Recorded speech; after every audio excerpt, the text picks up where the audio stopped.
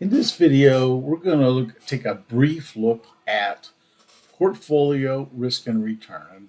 You can see that this portfolio this spreadsheet does a lot of things. We're going to concentrate on some basics. So we're going to invest in 3 assets. We're going to put 30% of our money in A, we're going to put 50% of our money in B, and 20% of our money in C. The rates of returns on these investments. So we have 8%, 12%, and 5%. Now, the formulas are all based on standard deviation. So typically we're given variance as an answer. So one of 2 ways. You're either going to be given standard deviation or you'll be given variance. Let's say that the standard deviation of A is 12. Well, we need to make this number here, we need that to be 12%. So if you take equals 0.12 and you take the square root of that, oops, sorry, went the wrong way. Take the square root, squared, that's 12. So 12% is the standard deviation.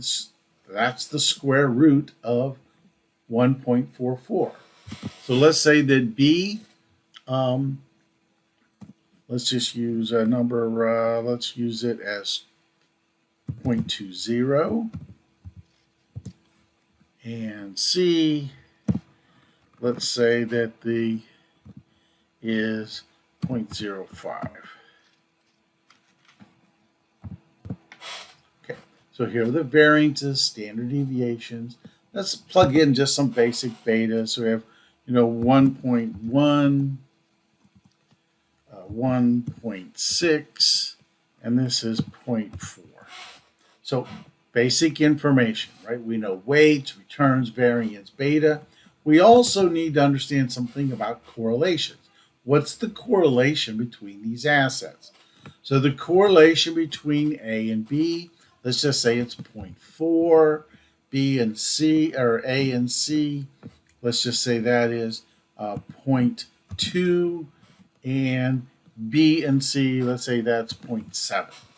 So there are correlations. So if you're given a problem with correlations in it, this is the type of analysis it's asking you to calculate or to work with.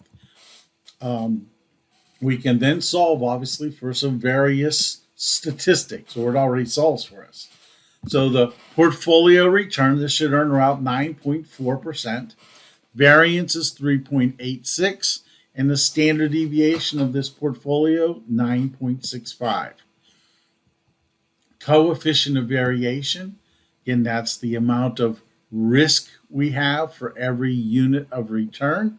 It's 2.09, and this beta is 1.21. This even calculates the Sharpe ratio. Sharpe ratio is a risk-adjusted performance measure.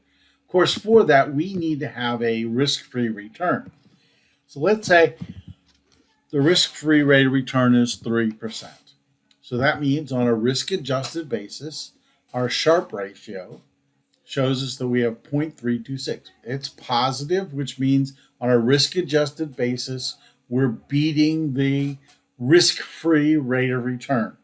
Now, again, we want to compare this to other assets, etc. We can also then look at the risk-free return, and you put this in decimals, 0.03%, 3%. Say the average stock market return is 10%. So what is the portfolio beta? 1.21. So this says that this portfolio, according to the capital asset pricing model, should have earned 11.47. You see that it only earned 9.4, so this portfolio is underperforming. So we may want to take a look at this portfolio, see what adjustments we can make to get a better rate of return based on the riskiness of the asset itself. So in basics, that's the basics component of what we refer to as portfolio risk and return analysis. Look forward to talking to you soon. Bye-bye.